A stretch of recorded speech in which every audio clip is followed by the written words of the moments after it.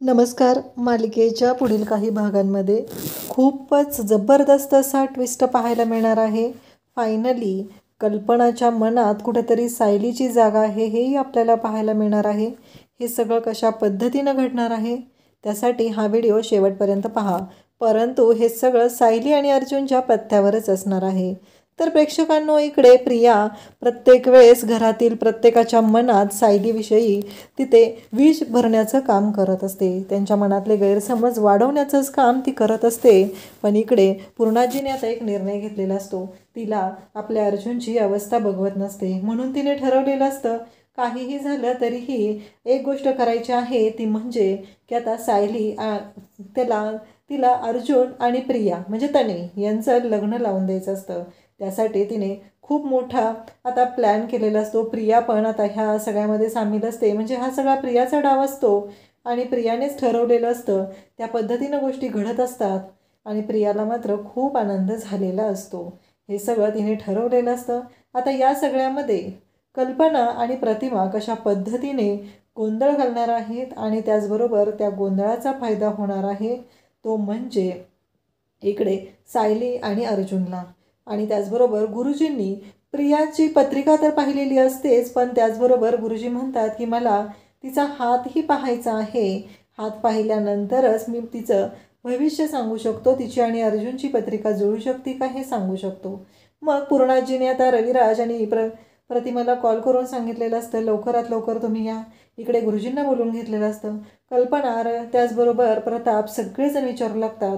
तेव्हा पूर्णाजी म्हणते मी सगळ्यांना एकाच वेळी सगळ्या गोष्टी सांगणार आहे. मी वारंवार तुम्हाला असं सांगत राहणार नाही. हे सगळं चाललेलं असतं. आणि मग तिथे प्रियाही तिथं असते. गुरुजी आलेले असतात आणि तिच्या लक्षात येतं की नक्कीच काहीतरी वेगळं घडणार आहे हे तिच्याही लक्षात आलेलं असतं. आणि प्रिया मग इकडे विचार करू लागलेली असते की नक्की काय होणार आहे. कारण काहीही झालं तरीही आत्ता या सगळ्यामध्ये महत्त्वाची भूमिका बजावणार असते ती म्हणजे प्रतिमा. कारण प्रतिमा सगळेजण तिथं असतात. पूर्णाजी म्हणते की हे बघ प्रतिमा, रविराज, मी एक गोष्ट करण्यासाठी तुम्हाला इथं बोलवलेलं आहे. इतके दिवस झालं आता मी एक वचन दिलेलं होतं तुला की या घरची लक्ष्मी ही तन्वी असणार आहे. तन्वी आणि अर्जुनचं लग्न लावून देणार. पण आता अर्जुनने लग्न केलं होतं त्यामुळं आपण सगळेजण शांत राहिलो होतो आणि ही गोष्ट पेंडिंग पडलेली होती. पण आता एक गोष्ट अशी घडणार आहे ती म्हणजे ती सांगू लागते की मी तुम्हाला सगळ्यांना एक गोष्ट सांगणार आहे. प्रतिमा, मी आपल्या अर्जुनसाठी तन्वीला मागणी घालत आहे. तन्वीने पुन्हा सुभेदारांच्या घरची सून व्हावी हे मी ठरवलेलं आहे. हे सगळं पूर्णाजी बोलत असते आणि त्याचवेळी प्रतिमा त्याचबरोबर रविराज या सगळ्यांना धक्का बसलेला असतो. पण त्याचवेळी घडतं असं की ते म्हणजे प्रतिमा म्हणते की कसं शक्य आहे पूर्णाजी, अगं अर्जुनचं माहिती आहे ना, अर्जुन अजून त्यातून बाहेर पडलेला नाही आहे, त्याचं सायलीवरती प्रेम आहे असं प्रतिमा म्हणत असते. अर्जुनचं तर ऑलरेडी लग्न झालेलं आहे. पूर्णाजी म्हणते पण त्यांचं ते कॉन्ट्रॅक्ट मॅरेज होतं ना, त्यामुळं ते अजून संपलेलंच आहे. त्यामुळं माझा अर्जुन तसाच आहे, त्याचं लग्न झालेलं नाही. हे सगळं पूर्णाजी सांगत असते. रविराज म्हणतात की ठीक आहे, मला काही हरकत नाही.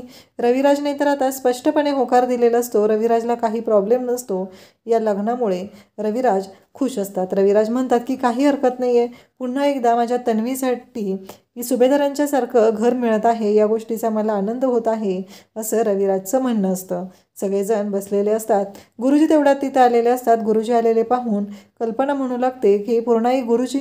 तेव्हा पूर्णाई म्हणते की हो, कारण लगेचच साखरपुड्याचा मुहूर्त काढून घ्यायचा आहे म्हणूनच मी गुरुजींना बोलवलेलं आहे. पूर्णाईने हे सांगितल्यानंतर सगळ्यांना मात्र धक्का बसलेला असतो आणि सगळेजण म्हणत असतात की एवढी घाई. पूर्णाई म्हणते हो, ती मुलगी अर्जुनच्या आयुष्यातून गेलेली आहे तोपर्यंतच मला या सर्व गोष्टी करून घ्यायच्या आहेत असं पूर्णाईचं म्हणणं असतं.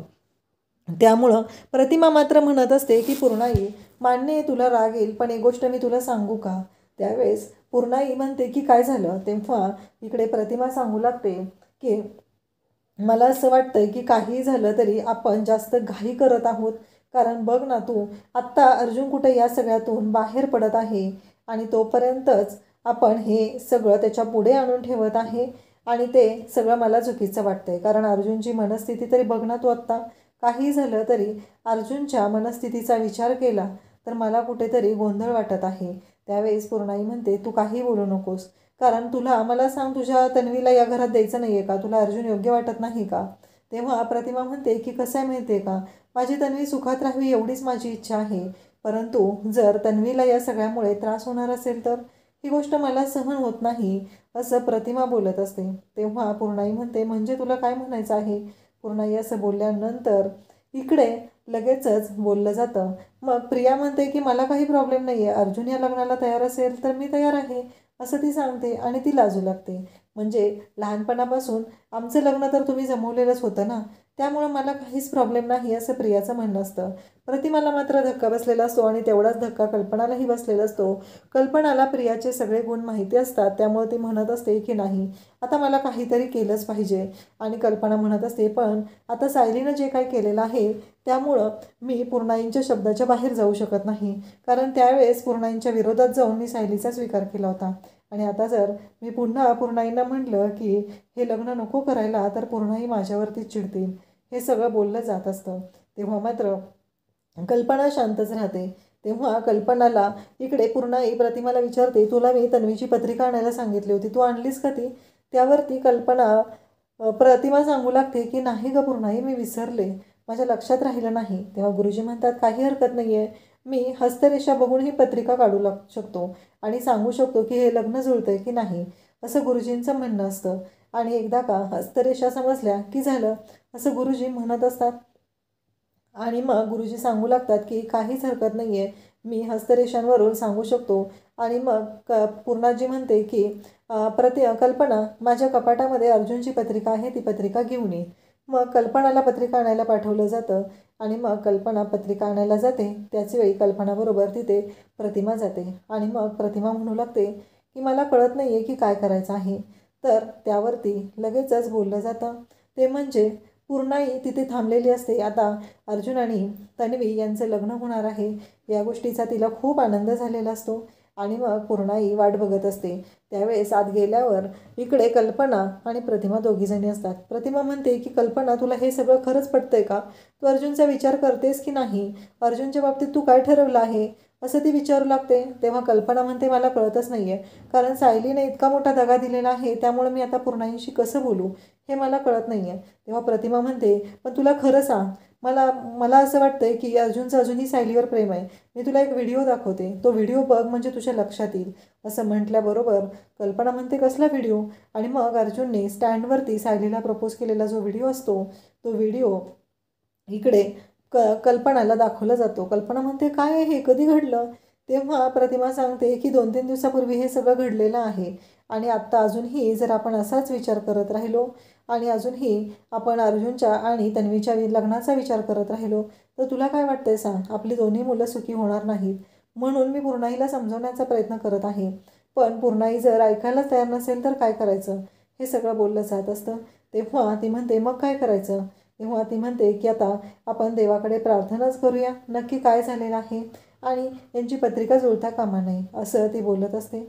आणि त्याचवेळी इकडे त्या दोघीजणी आता पत्रिका आणायला गेलेल्या असतात. पूर्णाई पुन्हा हाक मारते आणि म्हणू लागते की काय गं, इतका वेळ लागतोय का, अजून तुम्ही पत्रिका घेऊन येत आहे?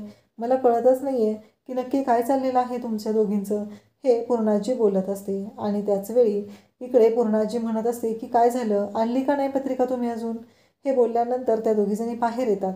पण आता त्यांनी देवाकडे मनोमन इच्छा व्यक्त केलेली असते, काहीही झालं तरी हे लग्न जुळता कामा नये अशी इच्छा व्यक्त केलेली असते. आणि हे लग्न जुळू नये यासाठी त्यांच्या दोघींची देवी आईकडे प्रार्थना असते. देवी आईने जर का एकदा मान्य केलं की जर हे लग्न जुळणार नाही तरच पूर्णाजी हे सगळं ॲक्सेप्ट करेल, असं त्यांना दोघींनाही वाटत असतं. परंतु आता त्या दोघीजणी पत्रिका घेऊन येतात. नशिबाचं जात अशी असते ती म्हणजे प्रतिमाने तन्वीची पत्रिका आणलेली नसते. तन्वीची म्हणजे तुम्हाला माहितीच आहे कोणती तन्वी, कारण तन्वीची म्हणजे सायलीची पत्रिका, आणि सायलीची पत्रिका ही तर अर्जुनच्या पत्रिकेशी तंतोतंत जुळत असते. म्हणून तर रविराज म्हणालेले असतात की पूर्णाई, आपण एकदा पत्रिका बघितलेली आहे ना, मग आता पुन्हा पत्रिका बघण्याचा आपण का विचार करत आहोत, हे रविराज स्वतः म्हणालेले असतात. परंतु इकडे पूर्णाई म्हणत असते, अहो मुहूर्त काढायचा आहे ना, त्यासाठी पत्रिका पुन्हा बघणं गरजेचंच आहे. म्हणून तर मी हे सगळं सांगितलेलं आहे. आणि मग गुरुजी प्रियाचा हात बघतात, अर्जुनची पत्रिका आणून त्यांच्या हातात दिलेली असते आणि गुरुजी जेव्हा प्रियाचा हात बघतात तेव्हा त्यांना धक्का बसतो. ते म्हणतात, काय आहे हे सगळं? तेव्हा पूर्णाई म्हणते, काय झालं? तुम्ही एवढे असे अस्वस्थ का झालेला आहात गुरुजी? असं गुरुजींना विचारलं जातं. तेव्हा गुरुजी सांगतात, अहो तुमच्या लक्षात येत नाही अन्नपूर्णा मॅडम, अहो बघितलं का हा हात कसा आहे? म्हणजे मला कळतच नाही आहे की आजपर्यंत मी अशा हस्तरेषा कधीच पाहिलेल्या नाहीत. पूर्णाई म्हणते, नक्की काय म्हणायचं आहे तुम्हाला गुरुजी? गुरुजी म्हणतात की अहो हे सगळं ना खूप विचित्र आहे, विक्षिप्त आहे, हे शक्यच नाही अर्जुनच्या सोबत लग्न होणं. तेव्हा प्रतिमा आणि कल्पना दोघी पाहू लागतात. त्या मनोमन देवाचे आभार मानत असतात. पूर्णाई म्हणते, म्हणजे काय म्हणायचं आहे तुम्हाला? तेव्हा गुरुजी सांगत असतात की अहो मला कळतच नाही आहे की आधीची पत्रिका बनवलेली आहे त्यानुसार तुम्ही सांगत होता की या मुलीच्या पत्रिकेत राजयोग आहे, धन दौलत संपत्ती येणार आहे, हे सगळं होतं. मग हे सगळं काय आहे? कारण हात बघितला तर मला खूप मोठा धक्का बसत आहे. आणि त्याच वेळी गुरुजी म्हणू लागतात की मला काहीतरी विचित्र वाटत आहे. गुरुजींना पूर्णाजी म्हणते, अहो काय बोलताय तुम्ही? तन्वीची पत्रिका आहे, तन्वीची कुंडली आहे ती, आणि तुम्ही तिच्याबद्दल असं कसं बोलू शकता? गुरुजी म्हणतात की अहो मान्य आहे, मला मान्य आहे, माझ्या वडिलांनी ती कुंडली काढलेली होती. माझे वडील आत्ता हयात नाही आहेत, पण मी माझ्या वडिलांकडूनच शिक्षण घेऊन इथेपर्यंत पोहोचलेलो आहे. तुम्हाला आत्तापर्यंत मी ज्या गोष्टी सांगितलेल्या आहेत त्या चुकीच्या वाटलेल्या आहेत का? तेव्हा प्रताप आणि रविराज दोघंही पूर्णाजीला म्हणतात की पूर्णाई शांत व्हा थोडंसं, कारण गुरुजी काय म्हणतात ते अजून ऐकून घेणं गरजेचं आहे. गुरुजींना मग सगळेजण शांतपणे विचारू लागतात. गुरुजी म्हणतात की अहो राक्षसाची सुद्धा पत्रिका अशी नसेल, इतकं बेकार त्या हातातल्या रेषा मला सांगत आहेत. आजपर्यंत मी असा हात पाहिलेलाच नव्हता. ही मुलगी जर तुमच्या घरात आली तर तुमच्या घराचा सत्यानाश होणार आहे. आणि जर या मुलीचं अर्जुनशी लग्न झालं तर लग्नानंतर 5 दिवसाच्या आत होणारा पती मरणार आहे. हे इतकं भयानक भाकीत गुरुजींनी केलेलं असतं आणि सगळ्यांना धक्का बसतो. प्रिया तर ढसाढसा रडायला लागते आणि त्याचवेळी पूर्णाजीची अवस्था बिकट झालेली असते. कल्पना त्याचबरोबर प्रतिमा दोघी मनोमन सुखावलेले असतात, कारण या घरामध्ये सायलीच सून असली पाहिजे असं दोघींनाही वाटत असतं आणि आज तेच घडत असतं. परंतु या सगळ्या गोष्टींमुळं खूपच विचित्र असं वातावरण सुभेदारांच्या घरी झालेलं असतं. सुभेदारांच्या घरी गुरुजींनी जे सांगितलेलं आहे त्यामुळं सगळेच खूप घाबरलेले असतात. सगळ्यांना धक्का बसलेला असतो. सगळ्यांना कळत नसतं की काय करायचं आहे आता आपण, कारण हे गुरुजींनी जे सांगितलेलं आहे ते खूपच भयानक आहे. कारण काहीही झालं तरीही अर्जुन आणि तन्वी यांचं लग्न आपल्याला लावायचं होतं. मग हे आता काय करायचं हा प्रश्न त्यांना पडलेला असतो आणि ते पाहू लागतात. त्याचवेळी इकडे पाहायला मिळतं की सायली आणि अर्जुन बाहेर भेटायला गेलेले असतात. त्यांना मधुभाऊंनी परवानगी दिलेली असते आणि मग सायलीने अर्जुनच्या जवळ त्याच्या प्रेमाची कबुली दिलेली असते. तिनं सांगितलेलं असतं की अर्जुन सर, माझंही तुमच्यावरती तेवढंच प्रेम आहे जेवढं तुम्ही माझ्यावरती प्रेम करता. हे सायलीनंही अर्जुनला सांगितलेलं असतं. आणि मग अर्जुन सायली दोघंही एकमेकांना भेटायला गेलेले असतात.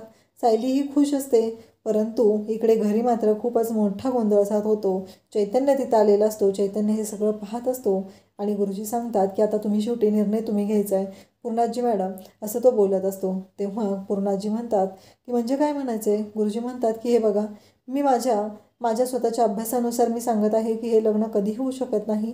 हे लग्न झालं तर अनर्थ होणारच आहे आणि तुमचा मुलगा त्या जग सोडून जाणार आहे. हे ऐकल्यानंतर कल्पनाला पण धक्का बसलेला असतो आणि सायलीची पत्रिका अशी कशी आहे हा प्रश्न यांना सगळ्यांनाच पडलेला असतो.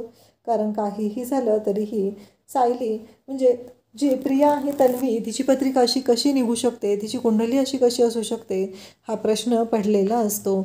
इकडे कल्पना आणि प्रतिमा दोघीजणी मनोमन सुखावलेले असतात. त्यांना भारी वाटत असतं. कुठंतरी त्यांच्या मनातली सुप्त इच्छा जी असते ती पूर्ण झालेली असते. दोघींच्या चेहऱ्यावर थोडासा आनंदही असतो. आणि मग गुरुजी सांगतात की हे बघा, तुम्हाला मी सांगितलेलं आहे, जर तुम्हाला तुमच्या मुलाचा नातवाचा जीव महत्त्वाचा वाटत नसेल तर तुम्ही हे लग्न करू शकता. प्रिया म्हणत असते की अगं पूर्णाजी, कुंडली आणि हात हे सगळं याच्यापाशी काय असतं? मला असं वाटतंय की नाही झालं पाहिजे हे सगळं. आणि मग प्रतिमा हे सगळं सांगत असते आणि प्रियाचं असं म्हणणं असतं की पूर्णाई, माझा तर या गोष्टींवरती विश्वास नाही.